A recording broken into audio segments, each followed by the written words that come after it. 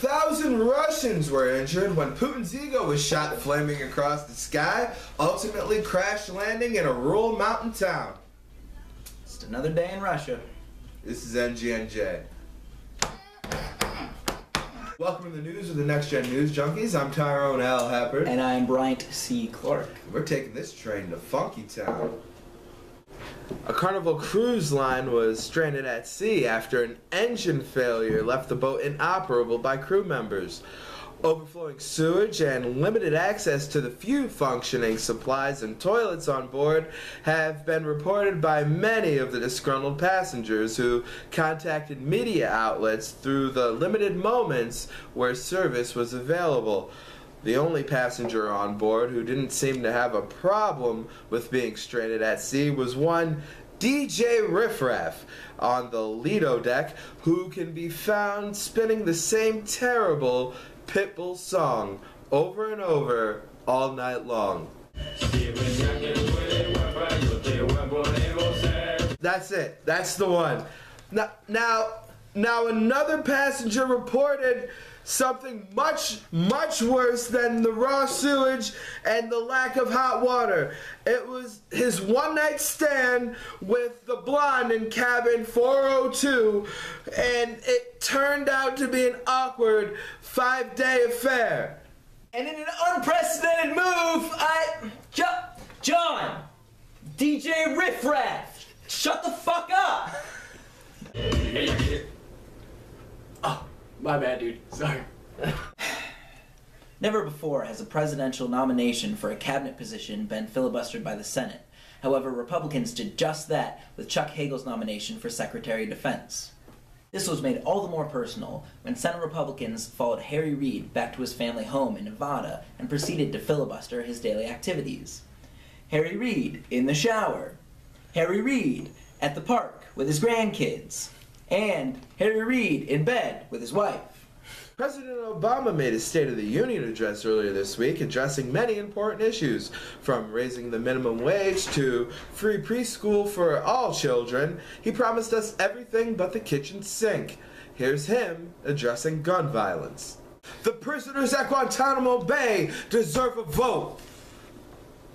Hold on, I'm sorry, this just in.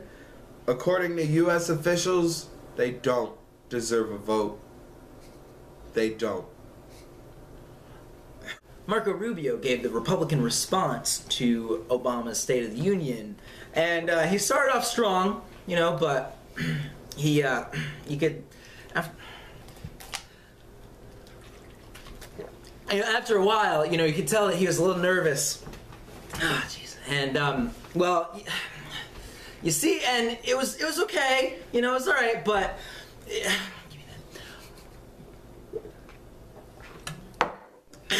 But you could tell that his nerves were a little getting to him, and he stuttered, and it was just...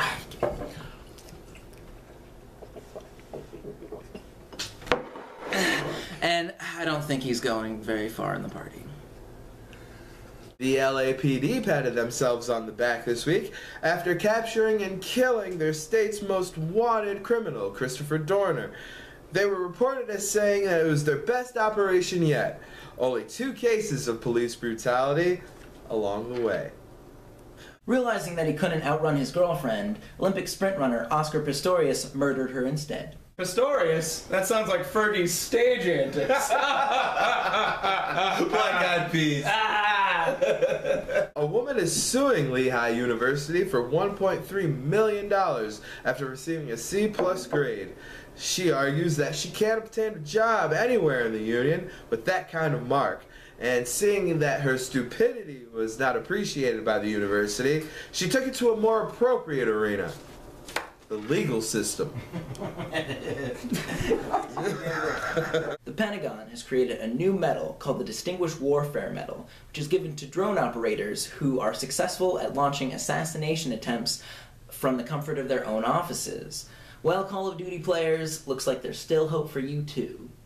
Sources close to the Obama administration told reporters that they support once again adding North Korea to a blacklist that labels the country a state sponsor of terrorism. This move comes at the heels of a nuclear test conducted by the rogue communist state on February 12th, And although it hasn't been confirmed, reports from North Korea suggest that Kim Jong-un isn't terribly concerned about being blacklisted, so long as they don't interfere with the imports of Hennessy and platform shoes that his father established while he was still in power. Sibling rivalry was taken to a new height this week after a woman in Argentina decided to marry the convicted murderer of her twin sister. Now this means one of two things. Either murder is the new aphrodisiac, or it confirms the long-standing theory that Latina women can get horny over anything. Looking at you, Tyrone.